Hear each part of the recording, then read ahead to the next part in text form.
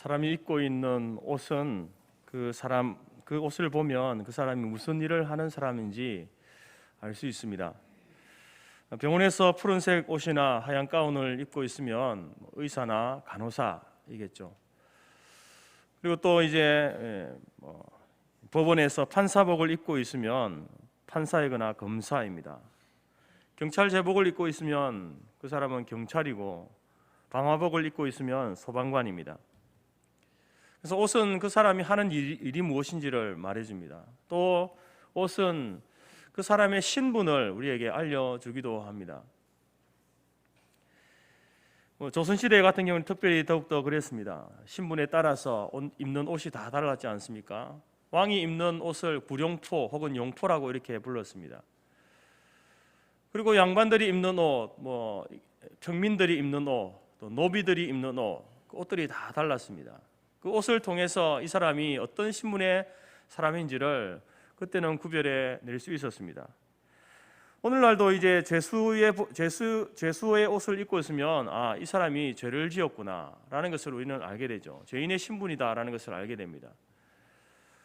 또한 군복을 입고 있으면 이 사람이 군인의 신분이구나라는 것을 우리는 알게 됩니다. 옷을 통해서 신분을 아는 것이죠. 또 옷을 통해서 그 사람이 어느 나라 사람인지 국적도 알 수 있습니다. 베트남 사람들은 그 전통복이 아오자이라는 옷인데요. 일반적으로 한국 사람이나 다른 외국 사람들이 이 옷을 잘 입지 않습니다. 베트남에 놀러 가서 입지 않는 이상은 자기 나라에서 이런 옷을 입지 않죠. 일본 전통복은 기모노라는 옷인데요. 그 옷을 입고 있으면 이 사람이 일본 사람이구나라는 것을 알게 되고, 한복을 입고 있으면 한국 사람이구나, 우리나라 사람이구나라는 것을 알게 됩니다. 중동의 무슬림들은 남자는 머리에 터번을 쓰고요, 여자는 이제 부르카라고 하는 것을 이렇게 써서 몸과 얼굴을 가립니다. 이처럼 옷이라고 하는 것은 이제 어떤 동질감이나 정체성이나 또 신분과 직업을 나타내는 그러한 용도로 쓰여집니다. 오늘 본문 가운데에 등장하는 이제 제사장이라고 하는 이 직분, 이 제사장도 그 직무를 행할 때에 입어야 할 옷이 따로 있었습니다. 그냥 평상시 입던 옷을 입고 나아가서 제사장의 직무를 할 수가 없었습니다. 하나님께서 아론과 그 아들들을 제사장의 직분으로 세우시면서 그들이 입어야 할 옷에 대해서 아주 자세하게 말씀해 주고 있습니다. 하나님께서 직접 그 옷을 디자인하여서 모세에게 내가 이렇게 디자인했으니까 내가 이것을 만들어서 그 제사장들에게 그 옷을 입도록 하라라고 이렇게 명령하십니다. 하나님께서는 그렇게 함으로써 이 제사장이 어떤 존재인지를 알기를 원하셨고, 또 그들이 하는 일들이 얼마나 중요한 일인지를 알려주시기 위해서 특별하게 이 제사장의 옷을 하나님이 친히 디자인하시고, 또 모세를 통해서 그것을 만들게 하셔서 제사장의 직무를 감당할 때 입게 하셨던 것입니다.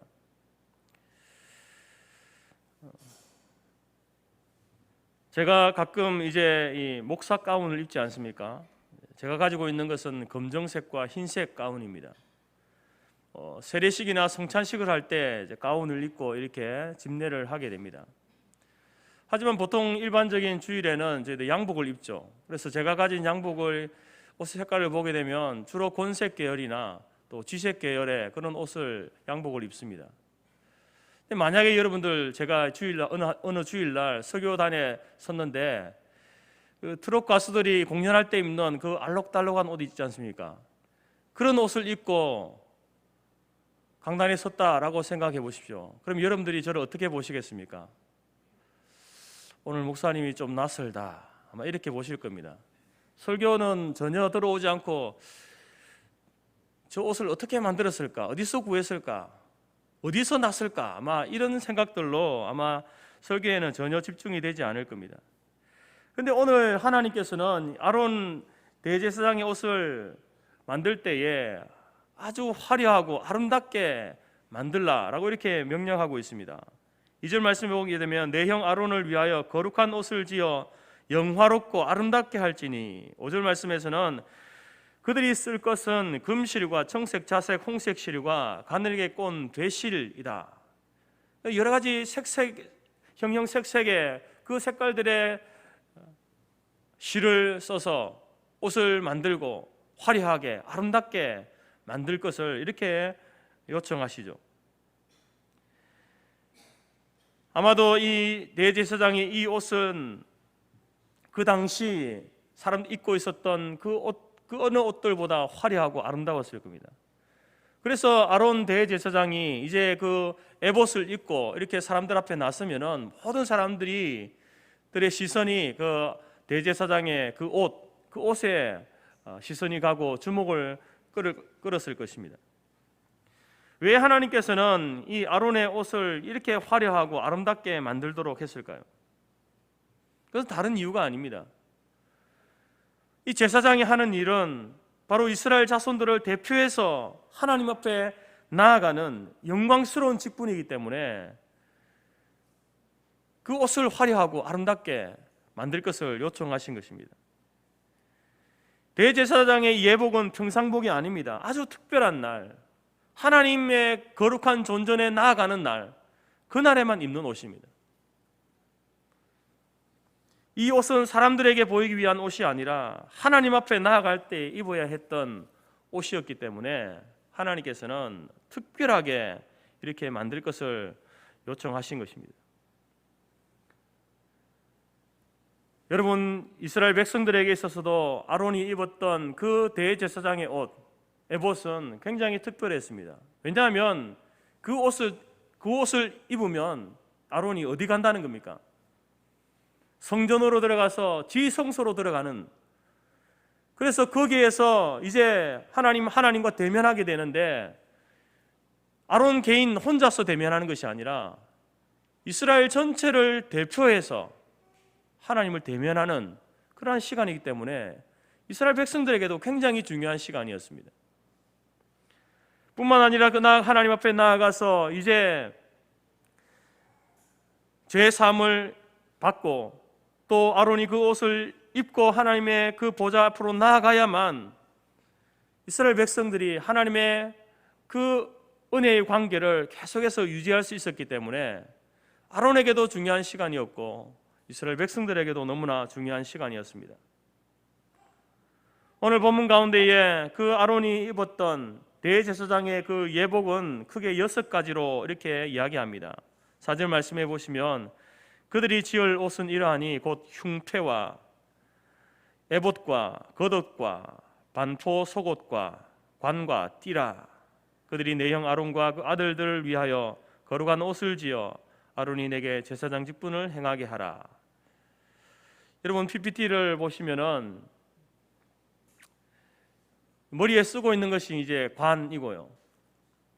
그 밑에 이제 여호와께 성결이라고 하는 글자가 관에 쓰여져 있습니다. 그리고 가슴에 있는 것이 이제 12보석이 박혀 있는 판결 흉패입니다. 그리고 빨간색 옷이 이제 에봇인데요.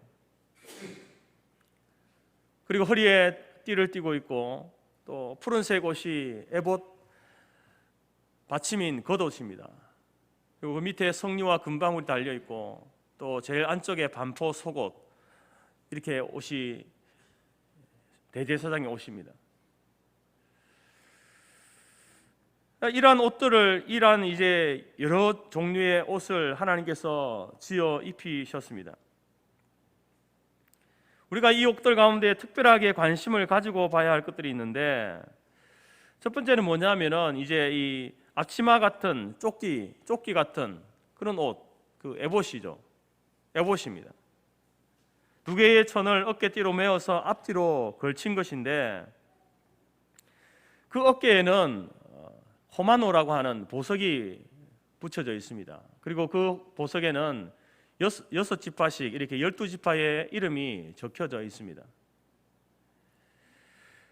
그 이유는 대제사장이 하나님 앞에 나아갈 때에 자기 혼자 가는 것이 아니라 이스라엘 12지파를 그 어깨에 메고, 그 이름을 어깨에 메고 함께 나아가는 겁니다. 이스라엘을 대표해서 하나님께 나아가는 그런 의미로서 이제 그 호마노 보석을 어깨에 붙이고 그리고 거기에다가 이스라엘 12지파의 이름을 써서 이렇게 나아가는 것입니다.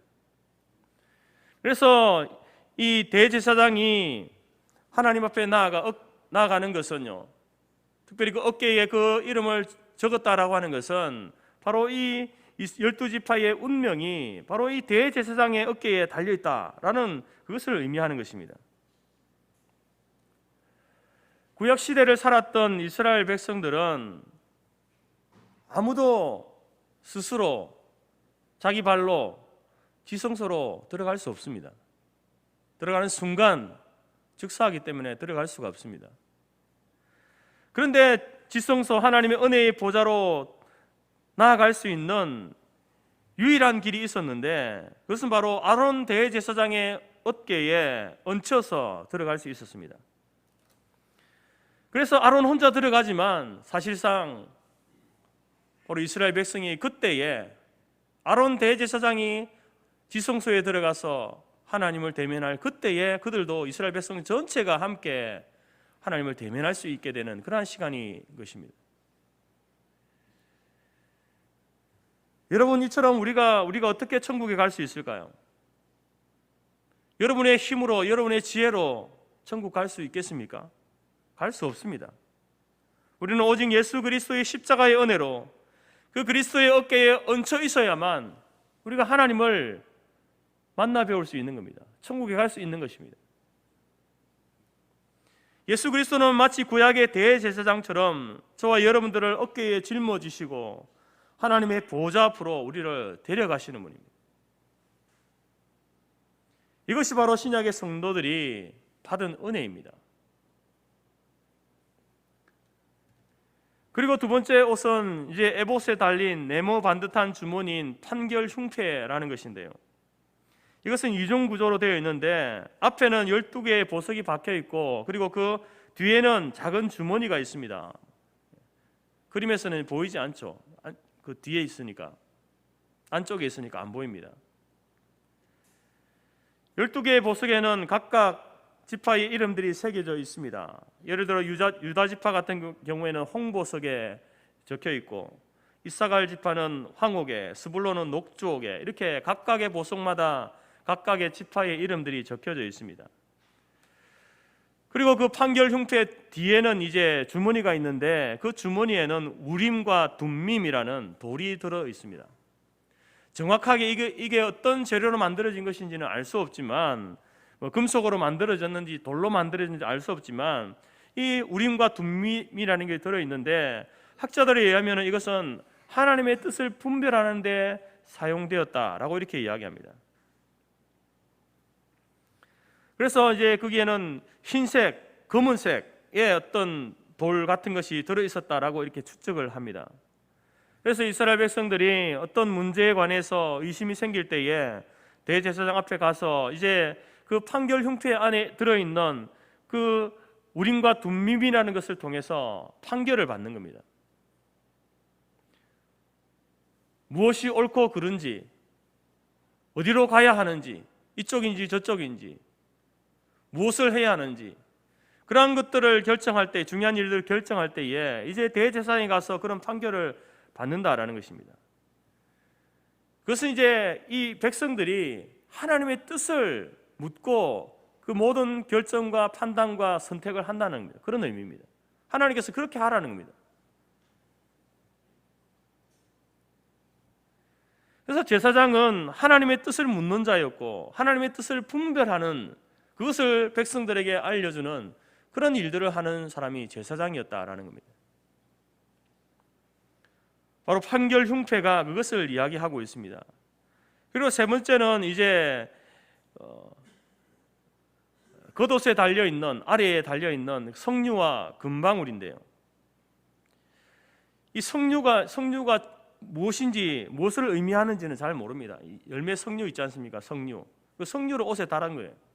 그리고 그 사이사이마다 이제 금방울, 소리 나는 금방울을 달았습니다. 이 석류와 금방울은 소리를 울리는 역할을 한 것 같습니다. 우리가 그 애기들 신발 중에 걸어 다닐 때 삑삑 소리 나는 신발 있지 않습니까? 그처럼 이제 이 대제사장이 지성소에 들어가서 이렇게 걸어 다닐 때마다 거기에서 옷에서 소리가 나는 겁니다. 하나님의 그 은혜 보좌 안에 대제사장이 들어가 있을 때에 이스라엘 백성들은 숨을 죽이고 그 옷에서 나는 그 방울 소리를 듣는 겁니다. 방울 소리가 계속해서 나면은 대제사장이 지금 살아있구나 라는 것을 알았고, 그런데 어느 기간 동안, 이 시간 동안 소리가 나지 않으면 대제사장이 그 지성소 안에서 죽었구나 라는 것을 알게 되는 겁니다. 그래서 이제 그렇게 소리 나지 않을 때에는 허리에 메어둔 줄로 이 죽은 대제사장을 끌어내야만 했다라는 것이죠. 우리가 읽지는 않았지만 35절 본문에 보게 되면 이 말씀이 있습니다. 아론이 입고 여호와를 섬기러 성소에 들어갈 때에, 성소에서 나올 때에 그 소리가 들릴 것이라. 그리하면 그가 죽지 아니하리라. 이 성류와 방울 소리는 바로 하나님의 존재, 하나님 앞에 나아갈 때, 하나님의 존전에 나아갈 때에 그 하나님 앞에서 우리가 거룩한 삶을 살아야 된다라는 것을 말해줍니다. 비록 그가 대제사장일지라도 하나님 앞에서 거룩하지 못하면 하나님 앞에 나아갔을 때에 즉사할 수 있다, 이것을 이야기하는 겁니다.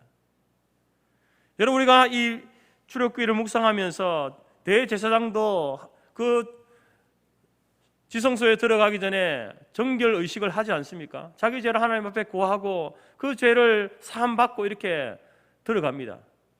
그런데 만약 그 의식을 거짓된 것으로 자기 죄를 고하지 않고 그렇게 했을 경우에 대제사장도 죽을 수 있다는 겁니다. 여러분, 이것은 오늘날 성도들이, 이 시대를 살아가는 모든 성도들이 코람데오의 그 신앙으로 살아가야 된다는 겁니다. 코람데오라는 말이 라틴어인데요, 하나님 앞에서라는 말입니다. 여러분, 우리는 하나님 앞에서 살아가는 사람이 되어야 됩니다. 하나님은 눈에 보이지 않습니다. 그래서 세상 사람들은 하나님 눈에 보이지 않기 때문에 하나님이 안 계신 것처럼 제멋대로 살아갑니다. 자기 마음대로 살아갑니다. 어떤 사람들은 하나님을 두려워하지도 않습니다. 하지만 성도는 어떤 삶을 살아야 되겠습니까? 대제사장이 그 지성소 안에서 성류와 방울 소리를 내는 것처럼 하나님이 살아계시다라고, 하나님께로 돌아와야 된다고, 잠자는 양심을 깨우고 세상을 바른 길로 인도하는 그런 역할을 하는 존재가 되어야 되는 겁니다. 그 자신도 그렇고 그 주위에 있는 많은 사람들에게 하나님의 살아계심과 하나님의 그 역사하심을 증거하는 그러한 삶을 살아야 됨을 우리에게 이야기하고 있는 것입니다. 여러분, 오늘날 누가 제사장입니까? 교회 목사들을 가리키는 표현일까요? 그렇지 않습니다, 여러분. 엄밀하게 말하면 오늘날 제사장이라고 하는 직분은 없죠. 제사장은 없습니다. 로마 가톨릭에서는 지금도 신부를 가리켜 사제라고 이렇게 부르고 있습니다만 명백하게 잘못된 것입니다. 우리가 구약에 나타난 이 제사장을 이해할 때에 두 가지를 생각해야 됩니다. 제사장, 대제사장이 나오면은 두 가지를 생각해야 됩니다. 첫 번째는 예수님께서 우리의 영원한 대제사장이 되신다라는 것을 생각해야 됩니다. 단순히 구약의 제사장들만이 아니라 그 제사장들을 이야기하면, 말씀하면 바로 우리의 영원한 대제사장 되신 예수님을 이야기하기 위해서 그것을 이야기하고 있는 겁니다. 여러분, 성막 안에서 제사를 드리던 제사장 가운데도 가장 중요한 제사장이 대제사장 아니겠습니까? 그래서 성경은 거의 예외 없이 이 대제사장은 바로 우리 주 예수 그리스도다라고 이렇게 성경은 선포하고 있습니다. 왜냐하면 예수님께서 율법을 완성하셨거든요. 성전이나 또는 희생제사나 또 제사장 제도, 이 모든 것들은 예수님에게서 다 완성이 되었습니다. 그래서 히브리 기자는 히브리서 3장 1절에서 이렇게 말합니다. 그러므로 함께 하늘의 부르심을 받은 거룩한 형제들아, 우리가 믿는 도리의 사도이시며 대제사장이신 예수를 깊이 생각하라 라고 이렇게 말합니다. 예수 그리스도는 바로 하나님께로부터 보내심을 받아서 인간의 그 죄와 삶의 모든 문제들을 짊어지시고 하나님 앞에 나아가서 그 문제를 해결해 주시는 영원한 대제사장이 되신다는 겁니다. 두 번째는 성도들이 제사장임을 알아야 합니다. 정확하게 말하면 성도들이 영적 제사장의 역할을 해야 한다라는 사실을 우리가 생각해야 됩니다. 여러분, 구약의 성막에도 대제사장을 돕는 제사장들이 많이 있었습니다. 신약 시대에 와서는 그 제사장들이 바로 예수 믿는 우리 모든 성도들을 가리키는 겁니다. 다시 말해서 목회자만 제사장이 아니고 영적 제사장이 아니라 모든 성도들이 다 영적 제사장이다라는 겁니다. 여러분들이 영적 제사장입니다. 그래서 베드로 사도는 그의 편지에서 이렇게 이야기합니다. 너희도 산돌같이 신령한 집으로 세워지고 예수 그리스도로 말미암아 하나님이 기쁘게 받으실 신령한 제사를 드릴 거룩한 제사장이 될지니라. 그리고 나아가서 베드로전서 2장 9절에서 너희는 택하신 족속이요 왕같은 제사장들이요 거룩한 나라요 그의 소유된 백성이다 라고 이렇게 선포합니다. 마틴 루터 목사님은 이 말씀을 근거로 하여서 종교계에게 중요한 신앙의 원리를 이렇게 세웠습니다. 그것은 바로 만인 제사장설이라는 주장인데요. 모든 믿는 성도들이 다 제사장이다라는 겁니다. 여러분, 이것은 이 가르침은 우리 개신교를 지탱해주는 중요한 가르침 중에 하나입니다. 여러분, 종교개혁이 바로 그 로만 카톨릭에 반하여서 나온 것 아닙니까? 그 잘못된 그런 어떤 교리와 모든 행태들을 변화시키기 위해서 나온 것이 프로테스탄트 개신교입니다. 그 가운데에 이제 이 교황이나 사제가 제사장이다라고 하는 제사장의 역할을 한다라고 그렇게 가르치는 겁니다.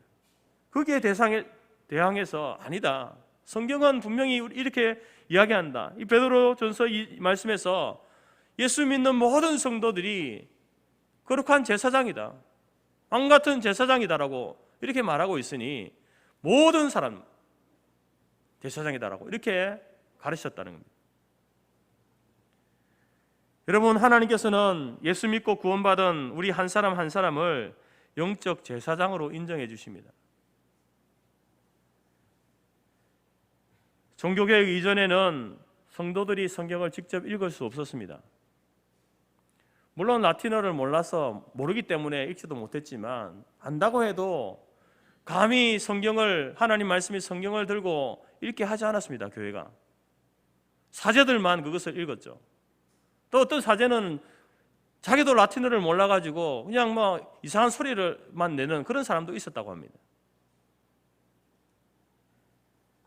근데 이제 우리가 영적 제사장이 되었다라는 말은 무슨 말이겠습니까? 우리가 하나님의 말씀을 스스로 읽고 분별할 수 있다는 겁니다. 그렇게 되었다는 겁니다. 누군가의 도움을 받아서 성경을 듣기만 하던 그러한 시대가 아니라 이제는 직접 하나님의 말씀을 우리가 대면하여서 읽고 그것을 해석할 수 있는 그러한 시대가 되었다는 겁니다. 또한 종교개혁 이전에는 성도들이 스스로 자신의 죄를 하나님 앞에 고할 수 없었습니다. 어떻게 했습니까? 사제 앞에 가서 고해 성사를 하면 그 사제들이 그 죄를 하나님께 고하여 그렇게 용서해 주는 그러한 식이었습니다. 그러나 이제는 여러분, 우리가 교황을 통하거나 사제를 통해서 그렇게 기도할 필요가 없습니다. 우리는 모두가, 예수 믿는 모든 성도들은 스스로 기도할 수 있습니다. 예수의 이름으로 기도할 수 있습니다. 누구나 기도할 수 있습니다. 자기의 죄를 하나님 앞에 고하여서 예수의 이름으로 용서받을 수 있습니다. 이것이 바로 여러분 만인 제사장설이 가지는 아주 중요한 의미다라는 것입니다. 우리는 모두가 스스로 성경을 펼쳐들고 하나님의 뜻을 분별할 수 있습니다. 우리는 하나님 앞에 나아가서 누구나 스스로 하나님 앞에 기도할 수 있습니다. 그리고 그 기도를 하나님이 들으신다라는 겁니다. 또한 영적 제사장으로서 우리는 다른 사람을 위해서도 기도할 수 있습니다. 다른 사람에게 복을 빌어줄 특권도 우리에게 주어졌습니다. 그래서 여러분 할 수 있는 대로 다른 사람들을 많이 여러분 축복하는 기도를 많이 하시기 바랍니다. 특별히 여러분들, 여러분의 자녀들, 손자, 손녀들에게 머리에 손을 얹고 영적 제사장으로서 여러분 축복기도 많이 해주시기 바랍니다. 그것이 여러분 우리 성도들에게 주신 하나님의 특권이다라는 겁니다. 물론 이 만인 제사장설이 가져온 오해도 있었습니다. 우리 모두가 제사장이니까 교회 모든 성도들이 다 제사장이니까 목사나 장로나 집사나 다 똑같은 것이다라고 생각하는 겁니다. 그래서 아무나 설교도 해도 되고 아무나 예배 시간에 축도해도 된다라고 이렇게 생각하는 것이죠. 심지어 굳이 그러면 목사가 있을 필요가 없겠네 이렇게 이야기하는 사람도 있다라는 것입니다. 여러분 만인 제사장설 이 교리는요 구원에 있어 우리 구원론에 있어서 아주 탁월한 그러한 교리입니다. 하지만 교회론에 있어서는요 교회 안에는 여러 직분들로 구분하고 있지 않습니까? 그 직분마다 사역들이 차별화되어 있습니다. 목사가 해야 될 일이 있고요, 장로가 해야 될 일이 있고, 집사가 해야 될 일들이 구별되어져 있습니다. 이러한 질서를 잘 지켜가야만 교회가 바르게 세워져 갈 수 있다라는 것을 우리가 기억해야 됩니다. 여러분, 하나님의 구원은 모든 사람들에게 평등합니다. 그런 의미에서 만인 제사장설입니다. 누구 구원은 아주 뛰어나고 누구 구원은 좀 못나고 이런 구원이 없습니다. 똑같은 구원은 똑같은 구원이라는 거예요. 그런 의미에서 만인 제사장설이지 교회 안에 있는 직분의 목사, 장로 다 필요 없고 다 똑같다 이런 의미가 아니다라는 겁니다. 하나님의 교회에는 여러 직분이 있고 그 직분에 따른 사역이 차별화되어져 있습니다. 하나님께서는 질서의 하나님이십니다. 그것이 어떤 계급은 아니지만 그러나 하나님 그 사역과 역할에 따라서 이렇게 교회 안에 구분해 두셨고 그 일들을 하게 하신다라는 겁니다. 어쨌든 여러분 우리는 이 땅에 영적 제사장으로 부름을 받았습니다. 하나님께서 우리를 영적 제사장으로 세워주셨습니다. 구약의 제사장들이 거룩한 옷을 입었듯이 우리도 이 직분에 합당한 옷을 입어야 됩니다. 여러분 우리는 예수 믿기 전에 아무런 옷이나 입고 다니는 사람들이었습니다. 더럽고 추한 세상의 옷, 냄새나고 때 묻은 그런 옷을 당연한 듯이 입고 살았던 사람입니다. 하지만 이제는 그 옷을 벗어버려야 됩니다. 왜 그렇습니까? 영적 제사장이 되었으니까. 그 제사장의 신분에 맞는 옷을 입어야 되는데 오늘 말씀 가운데서 하나님께서 모세를 통해서 그 하나님이 직접 디자인하시고 또 모세를 통해서 이제 그것을 만들어 입게 하라신 그 옷이 제사장의 옷, 대제사장의 옷이듯이 오늘 신약 시대를 살고 있는 우리 그리스도인들에게도 입어야 할 옷이 있습니다. 바울은 로마서 13장에서 이렇게 말하고 있습니다. 밤이 깊고 낮이 가까웠으니 그러므로 우리가 어둠의 일을 벗고 빛의 갑옷을 입자. 낮에와 같이 단정히 행하고 방탕하거나 술 취하지 말며 음란하거나 호색하지 말며 다투거나 시기하지 말고 오직 주 예수 그리스도로 옷 입고 정욕을 위하여 육신의 일을 도모하지 말라. 여러분 이 말씀은 이 성 어거스틴이 그 방탕하고 그 이단에 빠져 있었던 그 사람이 바로 이 말씀을 통해서 회심하게 된 말씀이기도 합니다. 그리스도인은 빛의 갑옷을 입어야 되는구나. 그리스도로 옷 입는 삶을 살아야 되는구나. 그가 깨닫고 회심했다는 것입니다. 여러분 이 땅의 영적 제사장들은 바로 빛의 갑옷을 입어야 됩니다. 주 예수 그리스도로 옷을 입어야 된다. 그것을 말씀하고 있는 겁니다. 빛의 갑옷을 입는다는 게 무슨 말인가? 주 예수 그리스도로 옷 입는다는 것은 무슨 말인가? 이런 또 눈에 보이는 이런 옷을 말하는 게 아니지 않습니까? 그것은 바로 그리스도인으로서의 정체성을 분명히 하면서 살라는 말입니다. 그리스도로 옷 입는다는 것은 네가 그리스도인이다. 그러니까 그리스도인으로서의 정체성을 분명히 하면서 살라. 그것을 말하고 있는 겁니다. 그것은 교회에서는 물론이거니와 집에서도 직장에서도 어느 나라를 가든지 그리스도로 옷 입고 누가 봐도 그리스도인으로 알도록 살아가라는 겁니다. 그것이 그리스도로 옷 입는 삶입니다.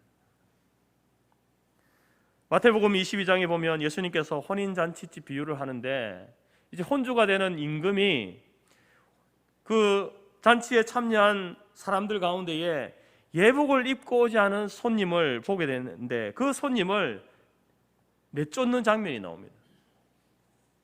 혼인잔치에 참석했는데 예복을 입고 오지 않아서 그 잔치집에서 쫓겨나는 사람들이 있습니다.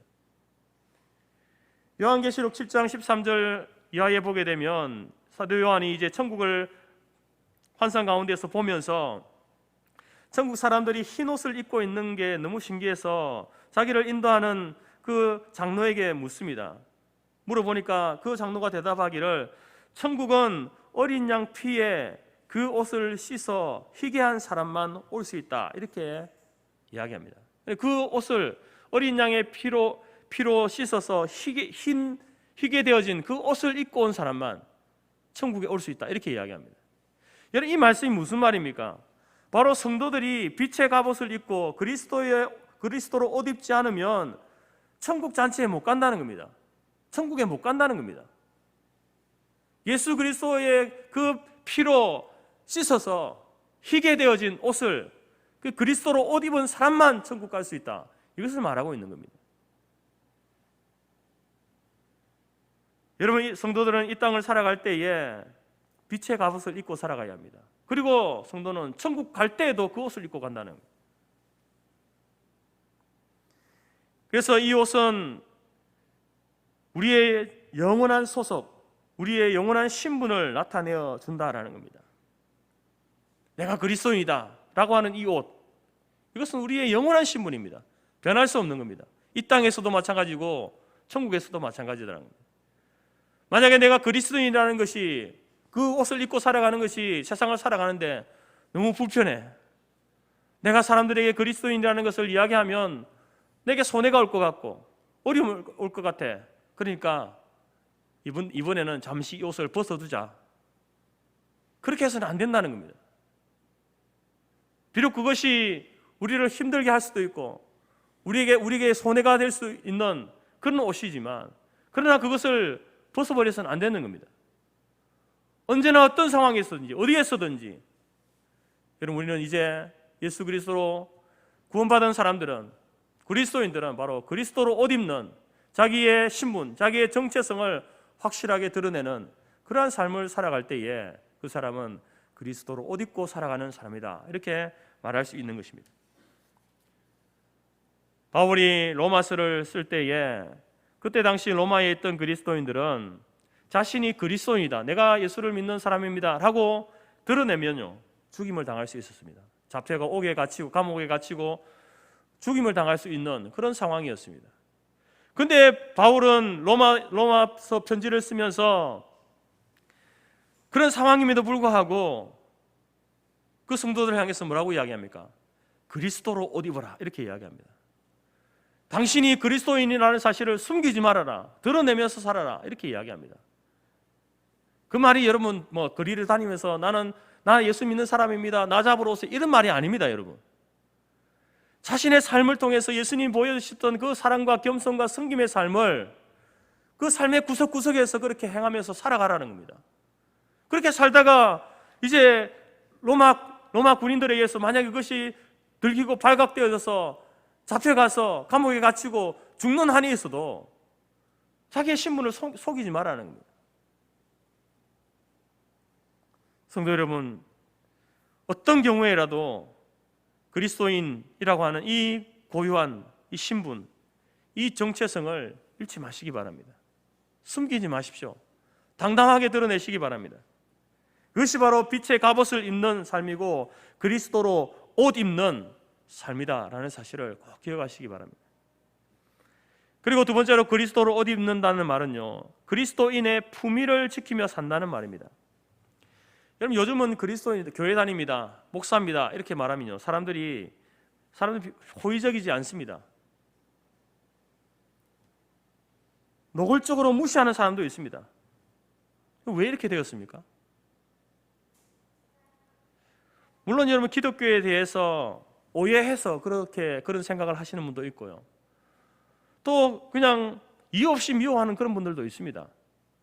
근데 그런 분들이 아니라 오해하거나 노골적으로 미워하는 것이 아님에도 불구하고 왜 그리스도인들에 대해서 호의적이지 않을까요, 사람들은? 그것은 여러분, 바로 지금까지 교회나 성도들이 빛의 갑옷을 입지 않고 살았기 때문에 그렇습니다. 자기는 그리스도로 옷 입었다라고 이렇게 말을 하면서 그 옷에 맞는 품위를 지키지 못했기 때문에 그렇습니다.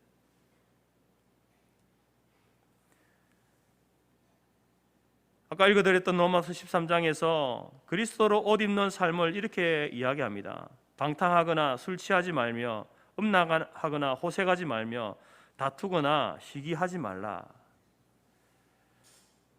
세상의 모든 사람들이 방탕하고 술 취하고 음란과 호색과 쾌락을 즐기고 다투고 시기하는 삶을 살지라도 그리스도인은 그렇게 살면 안 된다는 겁니다.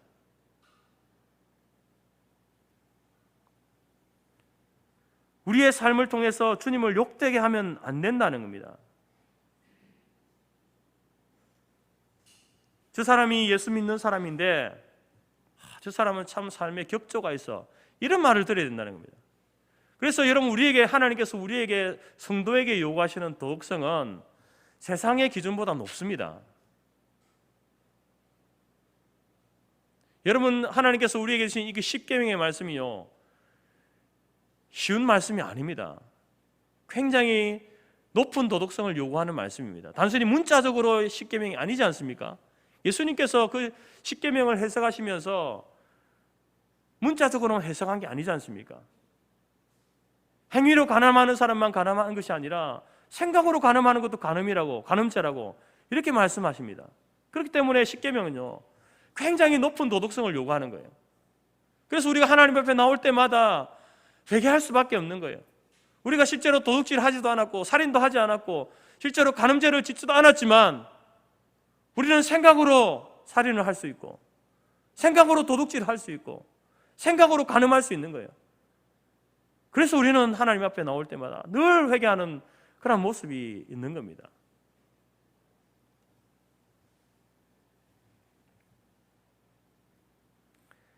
여러분, 그리스도인의 품위를 지키시기 바랍니다. 세상 사람들보다 더 높은 도덕적 기준을 가지고 여러분, 윤리적으로 도덕적으로 바르게 살아가시기 바랍니다. 그 삶이 그리스도로 옷 입는 삶입니다. 세 번째로는, 마지막으로는 그리스도로 옷 입는다는 말은요, 예수 그리스도를 내 삶의 보호자로 삼는다라는 말입니다. 여러분, 옷의 기능은 바로 우리의 몸을 보호하는 기능이 있습니다. 인류 최초의 옷이 이제 이 무화과 잎사귀로 엮은 것인데 그 옷은 금방 마르고 시들죠. 그래서 하나님께서 아담에게 무슨 옷을 입혀주셨습니까? 가죽옷을 만들어 주셨습니다. 입혀주셨습니다. 여러분, 우리가 입는 이 섬유로 만든 옷은 마치 나무 잎사귀 같은 그런 것입니다. 금방 시들고 말라버리죠. 사람이 만든 옷, 세상 옷들이 아무리 멋지고 화려해도 시간이 지나면요, 다 낡아지고 떨어지고 색깔이 변합니다. 나를 지켜주지 못하죠. 재물도 권세도 명예도 지위도 우리는 그것을 옷이라고 입고 있습니다. 그렇지만 그러한 것들도 여러분, 무화과 나무 잎사귀를 엮은 치마에 불과하다는 것입니다. 결코 그러한 것들이 우리를 지켜줄 수 없습니다. 우리를 안전하게 보호할 수 없습니다. 오늘 지금 당장 그것이 우리를 지키고 보호하는 것처럼 보이지만 그렇지 않다는 것이죠. 그래서 그리스도인들은 하나님이 지어주신 옷을 입어야 합니다. 그리스도로 옷 입고 빛의 갑옷을 입어야 합니다. 그래야 안전한 거예요. 그래야 우리의 영혼이 하나님 안에서 안녕을 누릴 수 있는 겁니다. 참 행복을 누리게 되는 겁니다. 삶의 안정감을 갖고 살아가게 된다는 겁니다. 하나님이 아닌, 하나님이 지어주신 그 옷이 아닌 다른 것을 여러분 의지해 보십시오.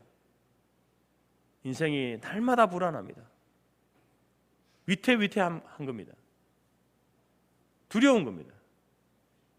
안정감이 없어요. 안정감이.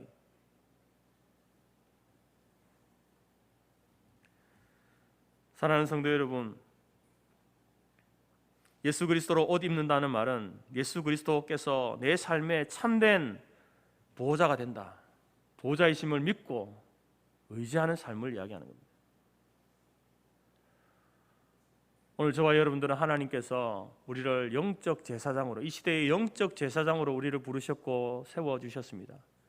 그리고 영적 제사장에 합당한 옷을 우리에게 주시면서 빛의 갑옷을 입어라, 주 예수 그리스도로 옷 입고 살아라, 이렇게 말씀하십니다.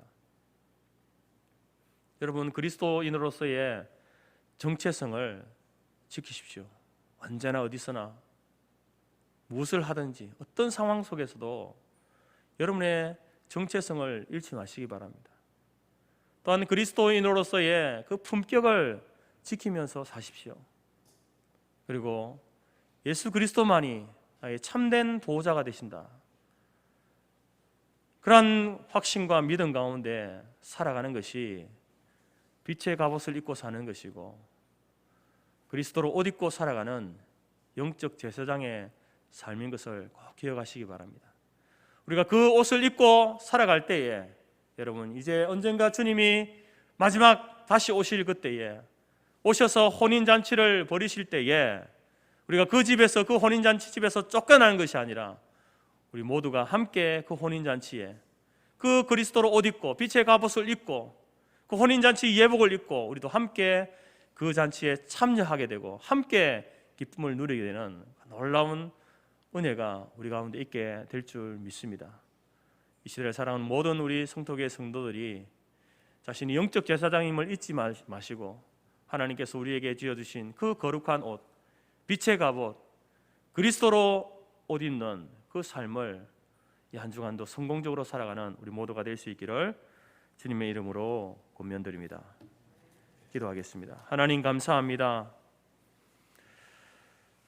주 예수 그리스도를 믿는 우리들에게 영적 제사장의 직분과 이 거룩한 신분을 허락하심을 감사합니다. 또한 그 직분에 맞게 빛의 갑옷을 입고 주 예수 그리스도로 옷 입고 살고 사명을 감당하라 명령하신 주님, 이제 어떤 삶의 상황 속에서도 그리스도인이라는 정체성을 잃지 않겠습니다. 날마다 코람데오의 그 정신으로 살아가겠습니다. 또한 세상 가운데서 그 어떤 사람들보다 높은 도덕적 품격을 유지하고 지키면서 특별히 십계명의 말씀을 붙들고 그 말씀대로 살아가려고 애쓰는 그러한 사람들이 되겠습니다. 이 세상에 많은 의지할 것들이 있지만 오직 주 예수 그리스도만이 나의 참된 의지이고 참된 보호자 되심을 믿고 확신하며 살아가겠습니다.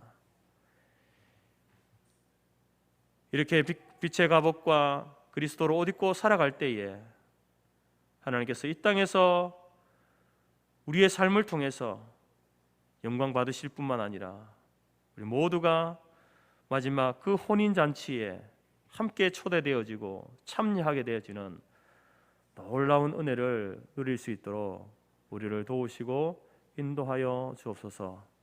이 한 주간도 성령 하나님께서 우리를 붙드시고 하나님께서 원하시는 그 참된 길로 우리를 인도하실 줄 믿습니다. 주님이 인도하시는 그 길을 따라 이 한 주간도 성공적으로 살아가는 우리 모두가 될 수 있도록 도와주옵소서. 예수님의 이름으로 감사하며 기도드립니다. 아멘.